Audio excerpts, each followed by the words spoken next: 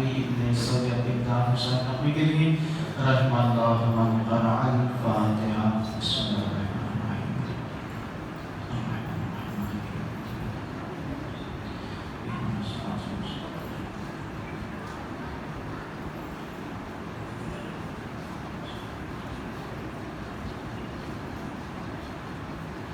اعوذ باللہ السمیع العلیم من الشیطان اللعین الرجیم. بسم اللہ الرحمن الرحیم. الحمد للہ الذی جعلنا من المتمسکین بولایت علی بن ابی طالب.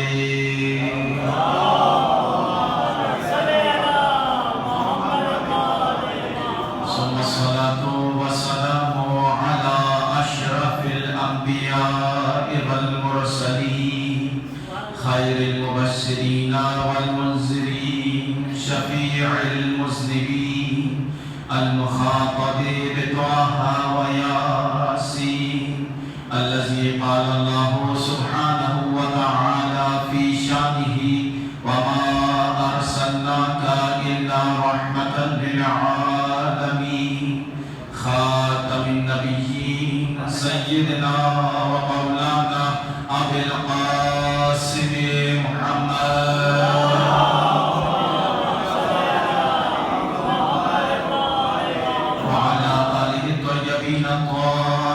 المعصومين المظلومين الذين أذهب الله عنهم الرجس وطهرهم تطهيرا.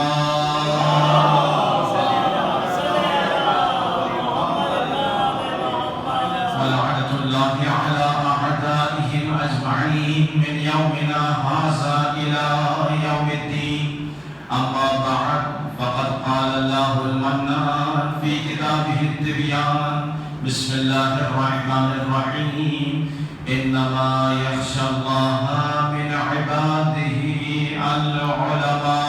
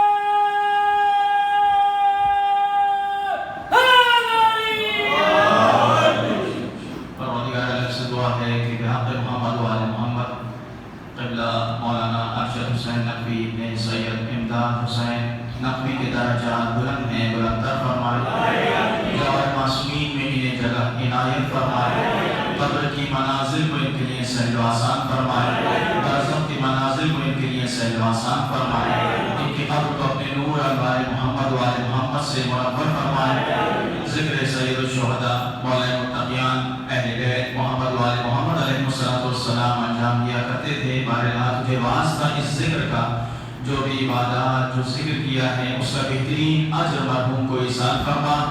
مولا امام زمان کے خادموں میں سید الشہداء کے خادموں میں مولا متقیان کے خادموں میں قرار فرما. مولا امام زمان اور اہل بیت کے قلب مطہر کو مرحوم سے راضی فرما. مولا امام زمان کو اذن ظہور عنایت فرما. ہم سب کو اور مرحوم کو مولا کے اعمال و انصار میں قرار فرما. دعا کی قبولیت کے لیے مل کے بآواز بلند صلوات بھی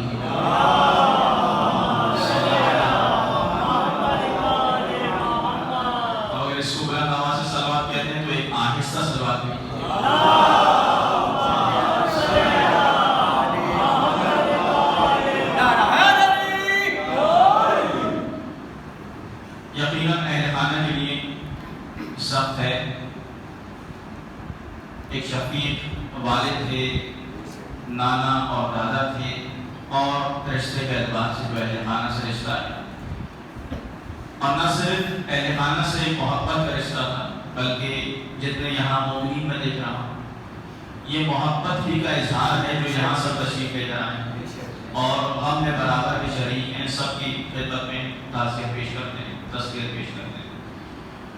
یقیناً ہر غم کربلا والوں کے غم کی جانب پلٹ جاتا ہے اور اس سے بہتر کوئی غم نہیں ہے کہ جو اپنے غموں میں انسان کو سہارا دیتا ہے. شاید نے کیا وہ کہا، یہ شعر میں آپ کے سامنے پڑھتا رہتا ہوں کہ اپنے غموں میں آیا جو شبیر کا خیال، اپنے غموں میں آیا جو شبیر کا خیال، شکوہ بدل کی شکر میں تبدیل ہو گیا۔ ہر غم میں کربلا نے سہارا دیا ہمیں، ہر غم میں کربلا نے سہارا دیا ہمیں، ہر غم غم حسین میں تحلیل ہو گیا۔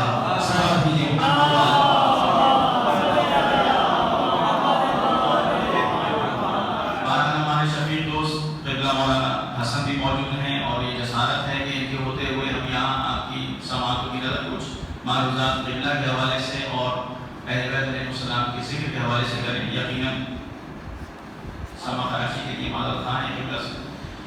قرآن مجید کی ایک آیت آپ کے سامنے پڑھی، ارشاد رب العزت ہو رہا ہے انما یخشی اللہ من عبادہ العلماء، صرف اور صرف، انما یعنی حصر کے لیے، صرف اور صرف یخشی اللہ، اللہ سے خشیت رکھتے ہیں، یعنی علم کے ساتھ ڈرتے ہیں، یعنی صرف ڈرتے نہیں ہیں بلکہ یہ ڈر اور خوف علم کے ساتھ ہوتا ہے، جانتے ہیں کہ اس کا مقام کیا ہے، یہ ہے خشیت۔ انما یخشی اللہ من عبادہ، اللہ کے بندوں کے درمیان سے جو علم کے ساتھ خوف پروردگار اختیار کرتے ہیں وہ صرف اور صرف کون ہیں؟ العلماء، وہ ہیں کہ جو صاحبان علم۔ یہ صاحب علم کون ہے؟ کہ جو اللہ کا خوف بھی رکھتا ہے اور اس علم کے ساتھ رکھتا ہے کہ مجھے اللہ سے ڈرنا ہے۔ یہ کون ہے صاحبان علم؟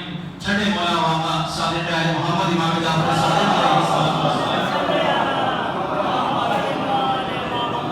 ارشاد فرماتے ہیں کہ اس آیت میں جب راوی نے سوال کیا کہ یہاں علماء سے مراد کیا ہے تو امام نے ارشاد فرمایا من صدق فعلہ قولہ، جس کا فعل اس کے قول کی تصدیق کرے اسے عالم کہتے، جس کا فعل اس کے قول کی تصدیق نہ کرے وہ عالم نہیں ہے۔ حقیقی عالم وہ ہے جس کا قول، جس کا فعل اس کے قول کی تصدیق کر رہا ہو، جو کر رہا ہو وہی ہو جو کہہ رہا ہو۔ اسی لیے قرآن مجید کی آیت ہے جس میں پروردگار عالم یہ ارشاد فرماتا ہے صاحبان ایمان سے مخاطب ہو کر کہ وہ بات کیوں کہتے ہو جس کا علم نہیں رکھتے، وہ کہو جس پر عمل کرتے ہو۔ لہذا عالم وہی ہے حقیقی جس کا فعل اس کے قول کی تصدیق کر رہا ہو، فقط زبان سے نہ کہہ رہا ہو بلکہ اس کا فعل اس کی تصدیق کرے کہ جو کہہ رہا ہے اسے انجام بھی دے رہا ہو۔ اس لیے اگر ہم دیکھیں تو مرحوم کی زندگی میں جو جامعہ وقت کی گنجائش نہیں کہ میں تمام ان کی جو خصوصیات ہیں اس کی طرف اشارہ کروں، اختصار کے ساتھ اشارہ کروں گا، آپ سب اس سے بہتر جانتے ہیں۔ مرحوم کی زندگی میں دیکھیں کہ کردار کے اعتبار سے جو کہتے تھے وہی کرتے تھے۔ اگر صلہ رحم کی تلقین کی تو نہ صرف یہ کہ نزدیک رشتہ داروں سے ایک ارتباط قائم رکھا بلکہ وہ صلہ رحم دور کے رشتہ داروں سے بھی اس طرح سے رکھا کہ محسوس نہیں ہونے دیا کہ یہ نزدیکی رشتہ دار ہے یا دور کا ہے۔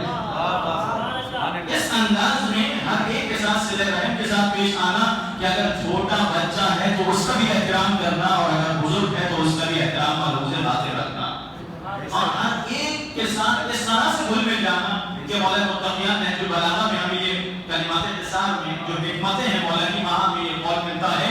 مولا نے ارشاد فرمایا کہ لوگوں کے درمیان اس طرح سے رہو کہ جب ان کے درمیان موجود ہو تمہارے ہونے سے مسرور ہو، خوش ہو جائیں، اور جب ان کے درمیان نہ رہو اس دنیا سے گزر جاؤ تو تمہیں یاد کر کے تم پہ گریہ کر رہے ہیں۔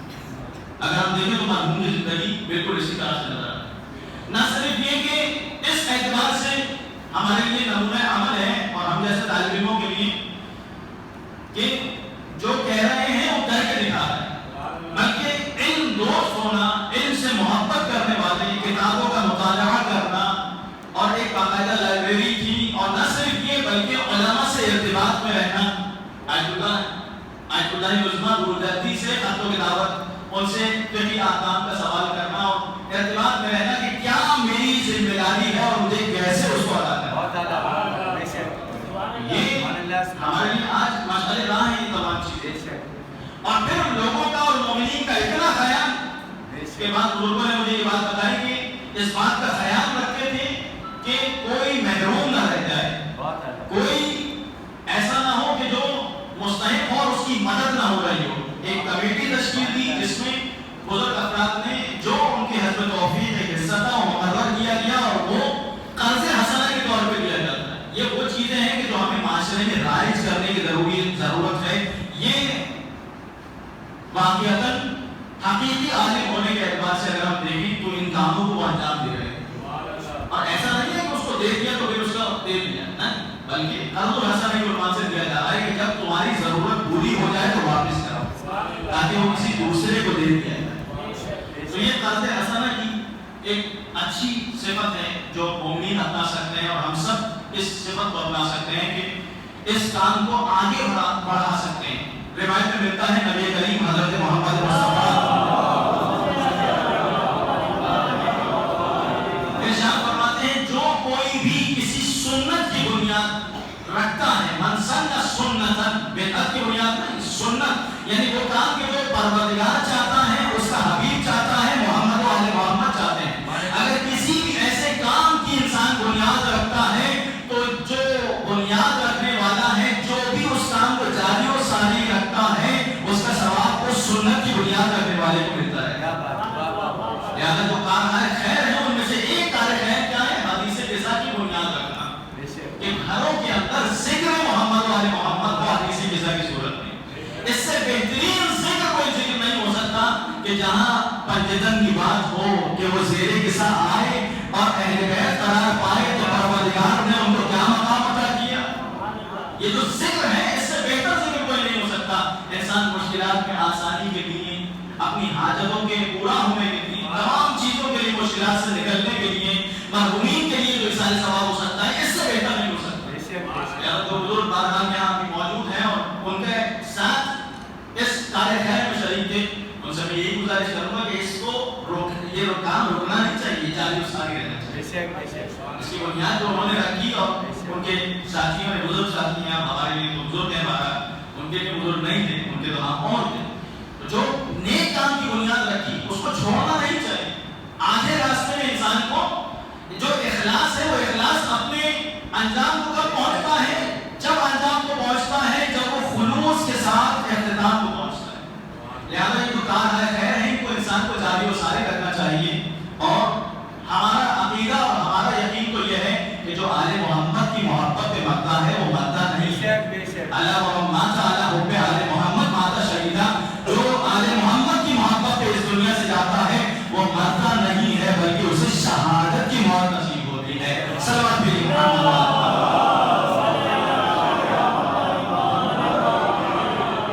اب آپ دیکھیے کہ ایک کیفیت کیا ہوتی ہے انسان کی کیفیت یہ ہوتی ہے کہ شہر کے اندر ہے، تبلیغ کے اعتبار سے کوشش یہ ہوتی ہے کہ اپنے گھر کے پاس رہے، سہولتوں میں، لیکن ہمیں قبلہ کی زندگی میں نظر آتا ہے کہ ایسے دور دراز کے گاؤں میں، مختلف گاؤں میں جایا کرتے تھے کہ جہاں شاید کو تبلیغ کرنا پسند نہ کرے اور جانا پسند نہ کرے، وہاں جایا کرتے تھے اور خود جایا کرتے تھے۔ یہ کار ہے کیا؟ یہ پروردگار عالم دیکھ رہا ہے، محمد والے محمد دیکھ رہے ہیں، مولا متقیان اس کو دیکھ رہے ہیں۔ یہ رائگاں نہیں جاتا، اہل بیت کی نگاہ میں رائگاں نہیں جاتا، دنیا کی نگاہ میں شاید اس عمل کی کوئی حیثیت نہ ہو اور ان کے لیے معمولی بات ہو، لیکن آل محمد کی راہ میں جو قدم اٹھاتا ہے، آل محمد دو قدم اس کی جانے پر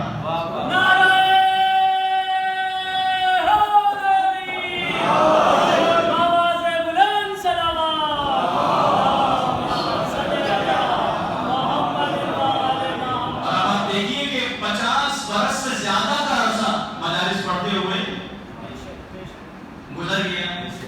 اور نہ صرف بہرحال ہمیں بھی یہ شرف حاصل ہوا کہ ان کے بعد ان کے نقش قدم پر چلتے ہوئے جو ذکر وہ کیا کرتے تھے اس منبر پر ہمیں بیٹھنا نصیب ہو رہا ہے. یہ ہمارے لیے باعث سعادت. یہ حدیث قصہ کے ذکر اہل بیت کے ذکر کے تو نہیں معلوم کہ کتنے گھروں میں ذکر کیا ہوگا. اس کا ثواب بھی معلوم کو پہنچ رہا ہے, وہاں پہنچ رہا ہے. اور نہ صرف یہ بلکہ اس علاقے میں کوئی گھر شاید ایسا نہ ہو جہاں انہوں نے ذکر محبت والے محبت ایسے. تو جو مولا متقیان سے محبت ہے وہ کیا ہے؟ تقریباً جو مولا کی شہادت کے ایام آتے ہیں رمضان کے مہینے میں, ان ایام میں مسلسل 50 برس تک یا اس سے زیادہ عرصے تک وہ مجالس پڑھتے رہے. یہاں اس امام بارگاہ میں خدمات انجام دیتے رہے مجالس کے حوالے سے اور دیگر حوالے سے. اور جو علی بن ابی طالب سے محبت کرتا ہے مولا اسے دنیا میں کیا عطا کرتے ہیں اور آخرت میں کیا عطا کرتے ہیں.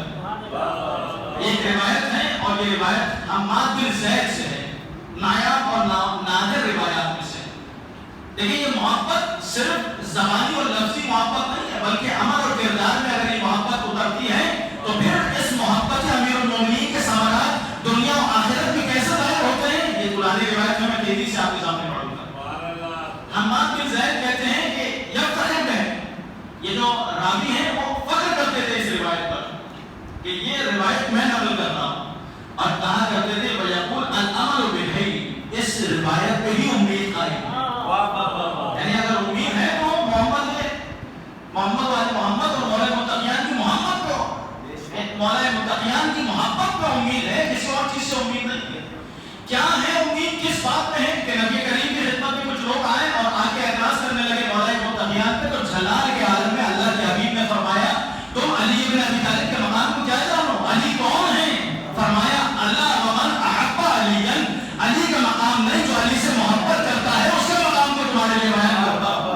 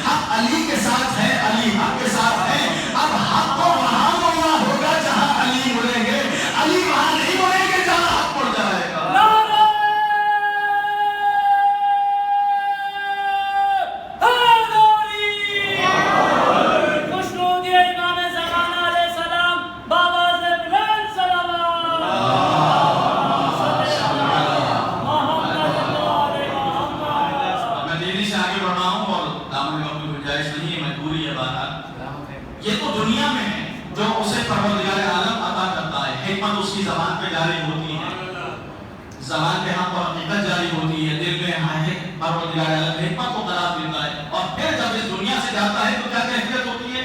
اس موقع پر کیفیت یہ ہوتی ہے کہ اللہ کے حبیب کسی حدیث میں آگے ارشاد فرماتے ہیں، دامن وقت میں گنجائش نہیں، ورنہ ایک ایک بات کو بولا جا سکتا ہے اور ہر بات کی طرف اشارہ کیا جا سکتا ہے۔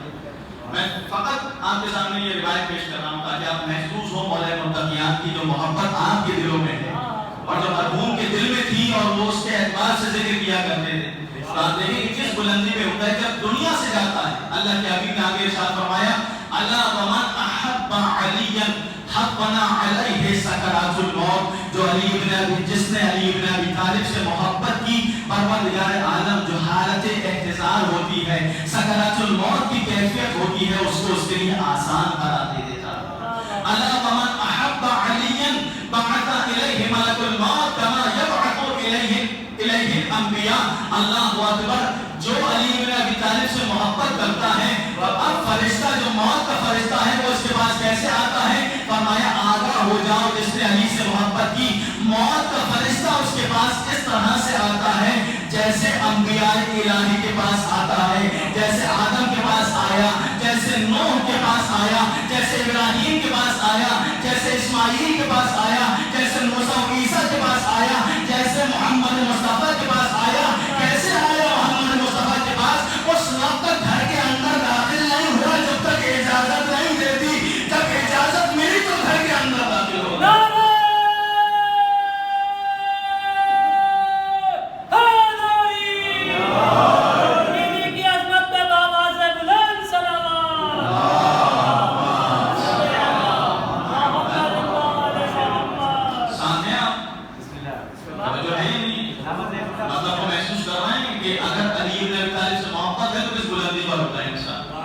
نہ صرف یہ کہ جس طرح نبیوں کے پاس پروردگار عالم بھیجتا ہے ملک الموت کو، اس طرح سے ملک الموت کو اس محب علی ابن ابی طالب کے پاس بھیجتا ہے، یعنی جو محبت کر رہا ہے وہ اس درجے پر ہے اس اعتبار سے جہاں انبیاء ہوں۔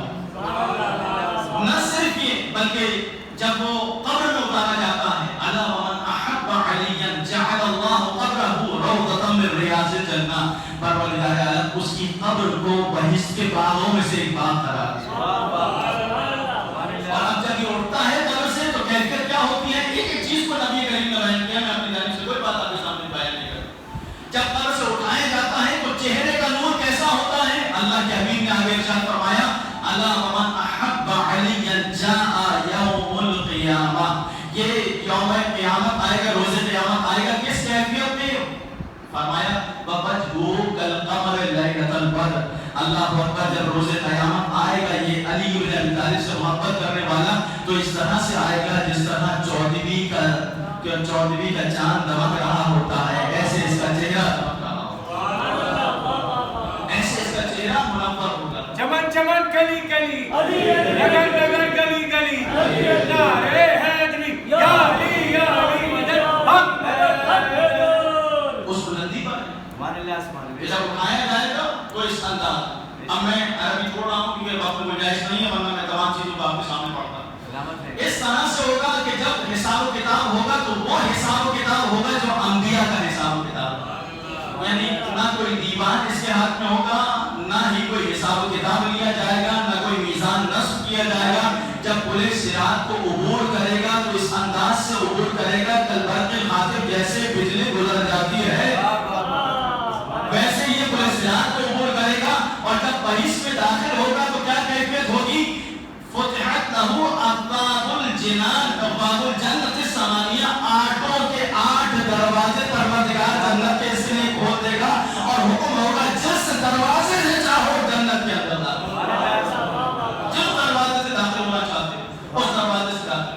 اور اب جب بہشت میں مستقر ہوگا اپنے مقام پر تو کس کیفیت میں ہوگا؟ روایت کہتی ہے الا ومن احب علیا صافح الملائکہ وزارت الانبیاء، جب یہ بہشت میں آئے گا تو اس کیفیت میں ہوگا کہ ملائکہ اس سے مصافحہ کر رہے ہوں گے، انبیاء الہی اس کی زیارت کے لیے آئیں گے، سب بھیجے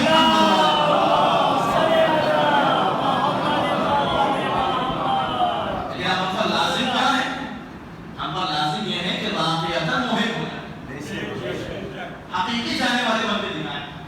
کمال یہ نہیں ہے کہ میں کہہ رہا ہوں کہ میں مولا کا چاہنے والا ہوں، کمال یہ ہے کہ وہ کہیں کہ یہ ہمارا چاہنے والا ہے۔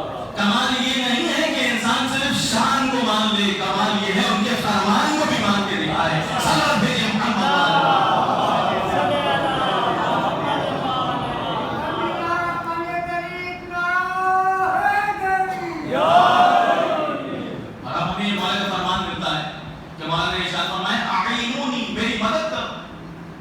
مولا آپ کی کوئی مدد کر سکتا ہے؟ آپ تو خود مشکل کشا ہے، مولا آپ کی کون مدد کر سکتا ہے؟ لیکن مولا کیا فرما رہا ہے؟ اعینونی، میری مدد کرو۔ کیسے مدد ہو سکتی ہے مولا کی؟ بالورع، ورع کے ذریعے سے۔ ایک ہوتا ہے تقوی، ایک ہوتا ہے ورع۔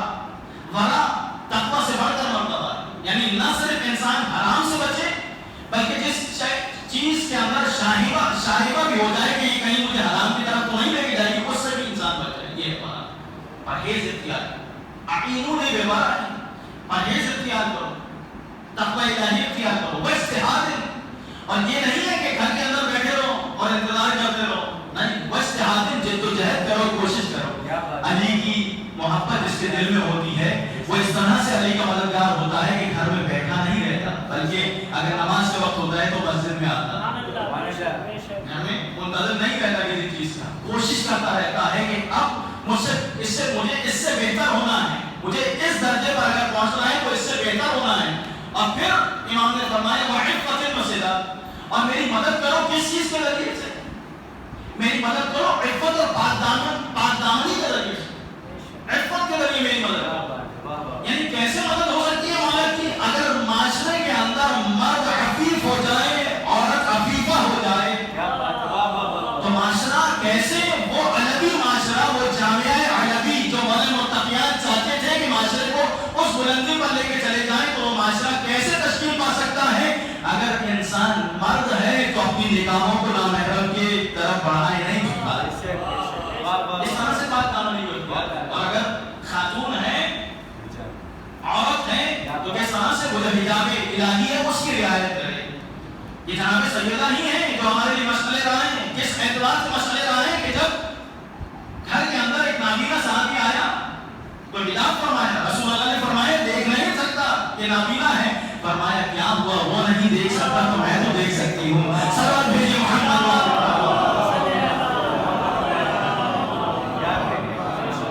اس اعتبار سے اس روایت کو بیان کرنے کا ہدف بھی یہ تھا کہ محب اہل بیت کا وہ مقام ہے، محب مولا متقیان کا یہ مقام ہے، جو ذاکر مولا متقیان ہوگا اس کا مقام ہے، جو علوم آل محمد کو نشر کرتا ہوگا، اس سے محبت کرتا، اس کو پھیلانے کے ہدف کو لے کے چلتا ہوگا، وہ کس بلندی پر ہوگا؟ جب محب کا یہ مقام ہے تو ذاکر علی بن ابی طالب کا کیا مقام ہوگا؟ صلوات بھیجئے محمد۔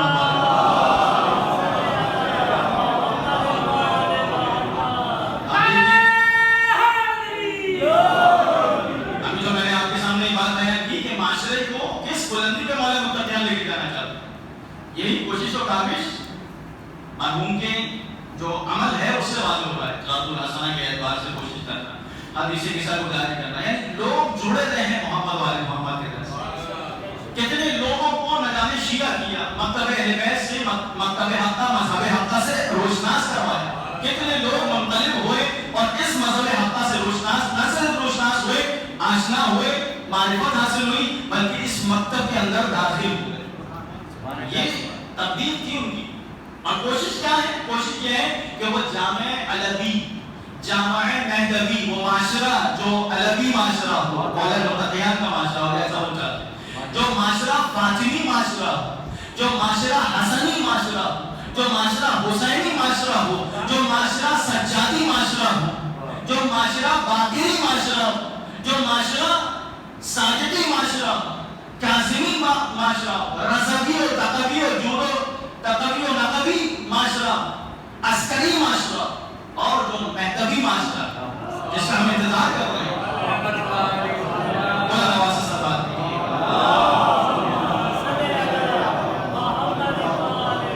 یہ جو ذکر ہے در حقیقت کی بنیاد بنتا ہے انسان کو اس معاشرے کی طرف لے کے جانے، اور اگر یہ انسان اس رام میں قدم اٹھانا ہے تو پھر کس بلندی پر ہے؟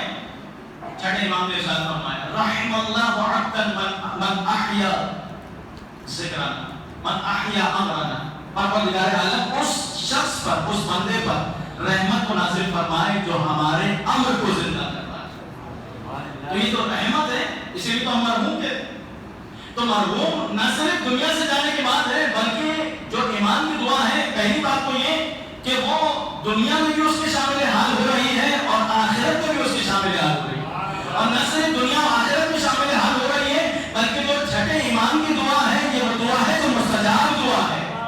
اس کا مطلب یہ ہے کہ جو اہل بیت کے امر کو زندہ کر رہا ہوتا ہے، وہ ایمان کی مستجاب دعا کے شامل حال ہو رہا ہوتا ہے، دنیا میں بھی غریب رحمت ہوتا ہے، آخرت میں بھی غریب رحمت ہو رہا ہوتا ہے۔ سبب بھیجے محمد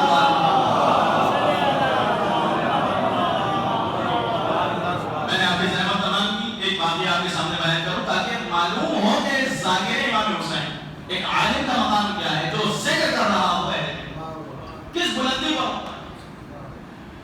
غور فرمائیے، جوان دوستوں کے لیے خاص طور پہ بزرگوں سے صرف دعا چاہیے، ان مطالب کو بہتر جانتے ہیں۔ شیخ مرتضی انصاری نجف میں ان جیسا عالم شاعر نہ گزرا۔ ابھی بھی جو مجتہد بننا چاہتا ہے تو دو جو آخر کی پائے کی کتابیں پڑھنی ہیں وہ ان کی کتاب، علم اصول میں رسائل پڑھنی ہے، اور علم فقہ میں جو درس خارج سے پہلے آخری کتاب، یہ آخری کتاب ہے درس خارج سے پہلے، یہ شیخ مرتضیٰ کی کتاب ہے۔ ان کے درس خارج کو پڑھنے کے بعد انسان مجتہد بنتا ہے۔ ایک رسائل ہے جو علم اصول فقہ میں ہے، اور دوسری کتاب مقاصد ہے جو علم فقہ کے متعلق ہے۔ مفصل کتابیں ہیں، اور اس کو پڑھنے کے بعد انسان میں صلاحیت آ جاتی ہے کہ وہ مجتہد ہوتا ہے۔ درس خارج میں جو بیٹھ رہا ہے اس کے بعد وہ صلاحیت کو حاصل کر چکا ہوتا ہے، کیونکہ درس خارج آسان ہوتا ہے، یہ کتابیں زیادہ مشکل ہیں۔ اور ہمارے مطلب یعنی یہ کتابیں پڑھنا مشکل کام ہے، درس خارج آسان کام ہے۔ اگر کوئی درس خارج میں ہے تو وہ آسان کام کر رہا ہے، جو مقاصد اور رسائل پڑھ رہا ہے وہ مشکل کام کر رہا ہے، اور اس کے بعد انسان میں صلاحیت۔ تو یہ شیخ مرتضیٰ انصاری، اور جب خلافت عثمانیہ اس زمانے میں تھی، 120 سال پرانی بات ہے تقریباً، تو جو خلیفہ عثمانی تھا اس میں شیخ مرتضیٰ کے حوال پوچھے، جو والی بغداد تھا، اس سے پوچھا کہ بتاؤ شیخ کون ہے، تو اپنے مذہب کے اعتبار سے اس نے بات بتائی۔ کہنے لگا اگر علم کے اعتبار سے علی بن ابی طالب کو دیکھنا ہے، شیخ انصاری کو دیکھنا، اور اگر زہد میں فاروق اعظم کو دیکھنا ہے تو شیخ انصاری کو دیکھ لو۔ صلوات بھیجے محمد والوں۔ یعنی یہ دشمن گواہی دے رہا ہے زہد کی بھی اور علم کی بھی، اس درجے پر شیخ انصاری۔ شیخ انصاری علیہ الرحمہ کی خدمت میں کچھ افراد آئے کسی شہر سے یا کسی گاؤں سے، اور آنے کے بعد کہا کہ ممکن ہے کہ آپ کسی عالم کو ہمارے رہنمائی کے لیے ہمارے شہر ہمارے گاؤں میں بھیج، جو ہماری رہنمائی کرے، جس سے ہم مسئلے مسائل پوچھ سکیں، نماز پڑھا سکیں، اور دینی امور ہیں اس کی رہنمائی کا انجام دیں۔ اب شیخ کی نگاہ کس پر ہوگی؟ بہت دقیق شخصیت ہے کہ کسی عالم کو سلیکٹ کیا اپنے طالب علم کو، اور اس کو منتخب کرنے کی بات کہا ہے اس کے ساتھ چلے گئے، اور پھر اس کیفیت میں کہ جب نجف سے باہر جانے لگے وہ عالم دین مطالب جو ان کے شاگرد تھے، تو خود بدرقہ کرنے کے لیے، یعنی خود حافظی کرنے کے لیے شہر کے آخر تک آئے۔ توجہ ہے، یہ مطلب کو سمجھ رہے ہیں، در کر رہا ہے کہ کس بلندی پر ہے وہ شاگرد کہ خود چھوڑنے کے لیے شہر سے باہر تک آئے، خود حافظی کرنے۔ اب جب اگلا دن آیا تو اگلے دن شیخ مرتضیٰ انصاری کو یہ خبر ملی کہ وہ جو شاگرد تھا تو وہ واپس آ گیا، اگلے دن ہی واپس آ گیا۔ شیخ نے طالب علم کو طلب کیا کہ بھائی وجہ کیا ہے، کیوں اگلے دن ہی واپس آ گیا، تمہیں تو بھیجا تھا کام کے لیے، تو واپس آ گیا۔ کہنے لگے میں یہاں سے کربلا گیا، اور جب عہد کربلا ہوا وہاں امام حسین علیہ السلام کی زیارت کرنے کے لیے، پروردگار صاحب کو امام حسین کی زیارت نصیب فرمائے، بلا جگہ سے صلوات بھیجیے گا۔ جب میں کربلا گیا تو کربلا میں خواب میں نے امام حسین کے حرم میں یہ دیکھا کہ جنت میں داخل ہو چکا ہوں، اور مجھ سے کہا گیا کہ دیکھو تمہارے پاس 3 دن ہے، 3 سے زیادہ دن تمہارے پاس نہیں، 3 دن کے بعد تم اس دنیا سے چلے جاؤ۔ اس وجہ سے میں واپس آیا، اور پھر بہشت میں جو میرا مقام تھا مجھے دکھایا۔ کہتے ہیں شاگرد کس نے؟ شیخ مرتضیٰ کہتے ہیں میں نے اس مقام کو دیکھا، اور اس مقام کو دیکھنے کے بعد میں نے جو باقی مقامات ہیں تھے میرے علم و عمل کے اعتبار سے تو مجھے مقام جنت میں مل رہا تھا، وہ مجھے بہت بڑا ایک سورج کی مانند نظر آنے لگا۔ اتنے میں نے اپنے سر کو اٹھایا اور اب جو دیکھا تو ایک قصر اور ایک محل مجھے اپنے محل سے بڑا نظر آیا، اور یہ جو محل تھا یہ اتنا خوبصورت اور اتنا حسین تھا کہ اب میرا جو محل تھا وہ مجھے خراب اور کھنڈر لگنے لگا، اور وہ جو محل تھا وہ مجھے ستارہ نظر آیا۔ اتنا بہترین ہے۔ میں نے سوال کیا یہ کس کا ہے؟ میرا اتنا بڑا محل تھا، اس محل کے سامنے کچھ بھی نہیں، ہیچ۔ یہ کس کا ہے؟ کہا یہ شیخ مرتضی انصاری کا مقام جو ہے نہیں، یعنی اپنے علم و عمل سے اس بلندی پر کہ یہ شاگرد کا جو محل ہے اس کے سامنے ہیچ ہے۔ میں تیزی سے بات کو آگے بڑھا، اب جب اس محل کو دیکھا اس محل سے اوپر ایک اور محل نظر آیا، اور جب اس محل کو دیکھا تو وہ جو محل تھا وہ اس محل سے کہیں بڑا تھا اور کہیں بہتر تھا، اور اس کے سامنے شیخ مرتضی جیسے بڑے عالم کہ جو علم کے میدان میں بھی شاید آخری درجے پہ ہو، عمل کے میدان میں بھی آخر ہو، ان کا محل اس محل کے سامنے اور اس قصر کے سامنے چھوٹا نظر آنے لگا، جیسے ستارہ اور ستارے کے سامنے ایک خورشید ہو ایک آفتاب۔ میں نے سوال کیا کہ یہ کس کا ہے؟ شیخ مرتضی سے بڑھ کے کوئی نہیں ہو سکتا، ان سے بڑھ کے کون ہے؟ تو بتایا گیا یہ ملا دربندی کا ہے۔ یہ ملا دربندی کون ہے؟ یہ بھی ایک بڑے فقیہ گزرے ہیں، یہ بھی مجتہد گزرے ہیں، لیکن ان میں اور شیخ مرتضی میں فرق کیا تھا؟ شیخ مرتضی کا جو مقام تھا وہ ان کے علم و عمل کی وجہ سے چھٹے امام نے عطا کیا تھا، مگر ملا دربندی نہ صرف عالم دین تھے بلکہ ذاکر محمد و آل محمد بھی تھے، امام حسین کا ذکر کرنے والے تھے۔ میں نے سوال کیا کہ فقہ میں تو شیخ مرتضی سے بڑھ کر نہیں ہے، علم و عمل کے میدان میں بھی ان سے بڑھ کے نہیں ہے، یہ اتنا بڑا محل ان کو کیسے مل گیا؟ جواب ملا یہ جو حرم ہے، یہ جو محل ہے، یہ جو قصر ہے، یہ معمولی نہیں ہے، یہ امام حسین علیہ السلام کے حرموں میں سے ایک حرم ہے، ان کے محل اور ان کے قصروں میں سے ایک قصر ہے، جو مولا امام حسین علیہ السلام نے اپنے اس ملا دربندی ذاکر امام حسین کو عطا فرما دیا ہے۔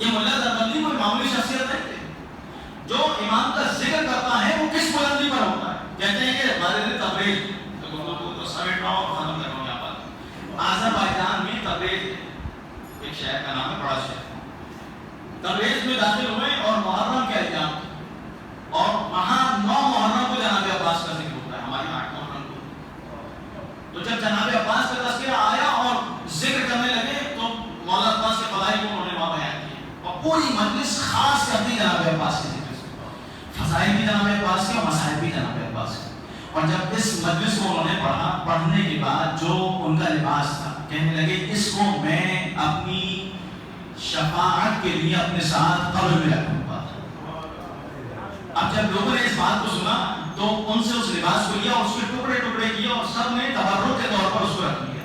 یہ لباس کون سا ہے؟ یہ لباس وہ ہے کہ جس میں عرق موجود ہے، ان کا پسینہ موجود ہے، جو ذکر اہل بیت کرتے ہوئے انہوں نے پہن رکھا تھا۔ کہتے ہیں کہ ایک طالب علم اس بات کو بیان کرتے ہیں کہ بعد میں وہ نجف گئے، انہیں بھی ایک ٹکڑا مل گیا تھا، جب نجف گئے، نجف جانے کے بعد وہ مریض کے جو بغداد، نجف چھوٹا شہر ہے، بغداد بڑا شہر ہے، بغداد میں زیادہ بڑے ڈاکٹر موجود ہیں، نجف میں اتنے ڈاکٹر موجود نہیں تھے، لہذا کہتے ہیں کہ جب بغداد کے طبیب بھی جواب دے دیتے تھے کسی مریض کو کہ تمہارا کوئی علاج نہیں ہو سکتا تو وہ میرے گھر آتا تھا، میں اس لباس کے ان کے ملا دربندی کے ٹکڑے کو پانی میں ڈالتا تھا اور اس سے کہتا تھا اس پانی کو پی لو، اس کی وجہ سے پروردگار عالم اس لا علاج مرض کے مریض کو شفا عطا فرما دیتا تھا۔ اور فرمایا ہے کہ امام حسین علیہ السلام کا ذکر، جناب عباس کا ذکر، اہل بیت علیہ السلام کا ذکر کرنے والا کس بلندی پر ہو جاتا ہے؟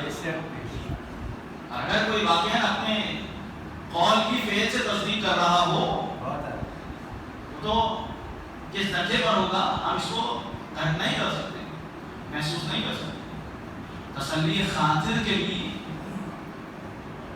یہ تمام باتیں میں نے آپ کے سامنے کی، تاکہ اہل خانہ کے لیے تسلی خاطر بن جائے۔ میں کہوں گا کتنے خوش نصیب تھے کہ جب اس دنیا سے گئے تو غسل دینے والے موجود تھے، کفن پہنانے والے موجود تھے، شان سے ان کے نواسے نے جنازہ پڑھایا، کثیر تعداد میں مومنین جنازے میں شریک ہوئے، مرحوم کو کاندھا دیا، قبر میں بہت محبت سے چاہنے والوں نے اٹھایا، مگر ہمارا سلام ہو کربلا کے اس مظلوم امام پر جسے نہ غسل دیا گیا، نہ کفن پہنایا گیا، نہ جنازہ ہوا، نہ جنازہ اٹھایا گیا۔ بس بیٹا جب باپ کے جنازے کے پاس آیا تو فرمایا بابا ہاتھوں میں ہتھکڑیاں ہیں، پیروں میں بیڑیاں ہیں، گلے میں خاردار کوپ ہے، معاف کیجیے گا، چاہتا تھا کہ آپ کو کفن پہناؤں، آپ کو غسل دوں، قبر میں اپنے ہاتھوں سے اتاروں، مگر کیا کروں، ہاتھوں میں ہتھکڑیاں ہیں، کیسے آپ کو قبر میں اتاروں؟ عزرکم اللہ۔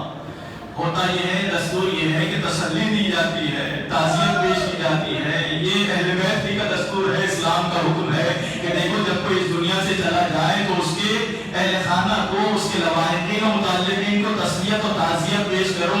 سب نے آگے قبلہ کے گھر والوں کو تعزیت و تسلیت پیش کی، مگر ذرا تصور کیجئے لا یوم کا یوم یا عبداللہ، کوئی دن روز عاشور کے جیسا نہیں ہو سکتا کہ اب جو عاشور کا دن گزرا، سکینہ کو کسی نے تسلی و تعزیت پیش نہیں کی، بلکہ سمر آگے بڑھا، منہ پر تماچے مارے، کانوں سے گوشوارے چھینے، دامن میں آگ لگائی، عزرکم اللہ، بچی دوڑتی جاتی ہے، ایک ملعون کو رحم آیا، کہا ہے بچی ذرا نزدیک ہاتھ لائے، دامن کی آگ کو بجھاتا ہوں، فرمایا ارے میرے دامن کو کیوں بجھاتے ہو، اتنا دل میں رحم ہے، اتنا بتا دو، ارے نجف کا راستہ کہاں ہے، کہا نجف جا کے کیا کرو گی، کہا جا کے اپنے دادا سے کروں گی، اے دادا کائنات کے مشکل کشا ہو، ارے ایک نظر ہماری طرف بھی کرو کہ ہم پر کیا مصیبتیں آئی ہیں۔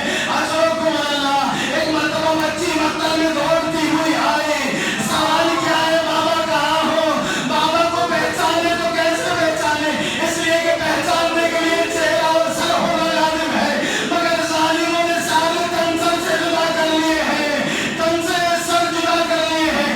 ایک مرتبہ ایک کٹے ہوئے لاشے سے آواز آئی، الیہ الیہ یا بنیا، اے بیٹی تیرا بابا حسین یہاں ہے، ذرا تصور کیجئے گا، یہ کیفیت سکینہ کی ہے، مگر کتنی محبت تھی سکینہ کو اپنے بابا سے کہ جب سرجنال واپس آیا ہے لوٹ کے، ایک مرتبہ بیویوں نے حلقہ بنایا، کیا دیکھا سکینہ نے، کہہ رہے پیشانی سلینا کی خون امام حسین سے رنگین ہے، ارے باگیں کٹی ہوئی ہے، زین ڈھلی ہوئی ہے، ایک سوال کیا یا جواتا بھی السقیا بھی الماتا شانا، اے بابا کی سلینا بس اتنا بتا دے، بابا کو پانی پلایا تھا یا کل خنجر شمل نے میرے بابا کے گھر سوتی گھروں پر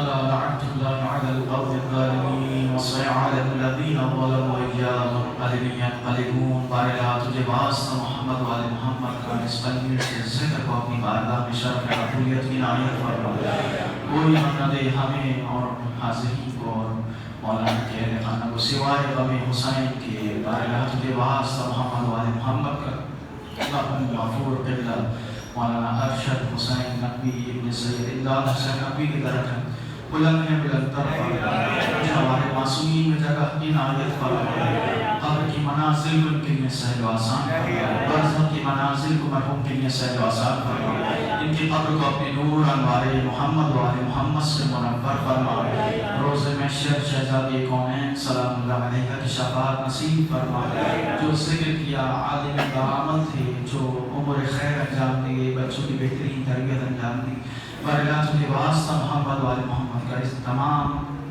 اعمال صالحہ کا بہترین اجر مرحوم کو ایصال فرما اور اللہ تجھے واسطہ محمد وآل محمد کا مولا متقیان کے چاہنے والے ان کے ذاکر تھے مولا متقیان کی خاص عنایت مرحوم کی شامل حال فرما صادقین اور اہل خانہ کو صبر جمیل عنایت فرما مولا امام زمان کے قلب مطہر کو ہم سے اور مرحوم سے راضی فرما ہم سب کو اور مرحوم کو مولا کے آبان و انصار میں قرار فرما پر اللہ تجھے واسطہ محمد وآل محمد کا مولا امام زمان کو اذن ظہور عنایت فرما سورہ فاتحہ کی درخواست ہے اپنے تمام مرحوم و مرحومات بخصوص مرحوم مغفور سید مولانا سید ارشد حسین نقوی ابن سید امداد حسین نقوی فضل بطول اور دیگر جتنے حاضرین کی مرحوم و مرحومات شہداء ملت جعفریہ شاہ محمد چراغ کے حرم کے جو شہداء ہیں سب کو سورہ فاتحہ میں شامل کریں گے رحم اللہ من قرأ الفاتحہ بسم اللہ الرحمن الرحیم الحمد للہ رب العالمین الرحمن الرحیم